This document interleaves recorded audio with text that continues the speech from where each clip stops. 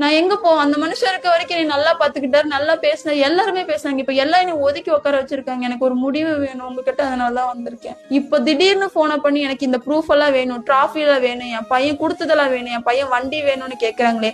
நான் எங்க போவேன்? நான் எங்க போவேன்? அவரை தானே கல்யாணம் பண்ணேன், அவங்க பையனை தானே நான் கல்யாணம் பண்ணேன், ஒரே பையன். என் பையனே போயிட்டான் சாமி, நீ என் கூடயாவது இருன்னு சொல்லி கூப்பிட்டு அணைச்சு அழுதுருந்தாங்கன்னா கூட சரி போ நம்ம பாத்துக்கலாம்னு இருக்கும். என்னை இப்ப எல்லாம் அனாதையாட்ட விட்டுட்டாங்க, ஒரு மூலையில இப்படி உட்காந்துருக்கேன் 21 வயசுல. என் வீட்டுல அதுங்க இருக்காதா? நான் அதைத்தானே கேக்குறேன். நான் வந்துடுறேன், உங்க கூட நான் இருக்கேன், நான் உங்களுக்கு பிள்ளையா இருக்கேன், நான் சம்பாரிச்சு போடுறேன், உங்க பையன் இருந்து எப்படி பார்த்தானோ அந்த மாதிரி நான் பாக்குறேன்னு தானே கேக்குறேன். என்ன ஒதுக்கிட்டு எல்லாம் நீங்க கேட்கும் போது நான் என்ன பண்ணுவேன்? எனக்கு இதுக்கு என்ன என்ன இருக்கு?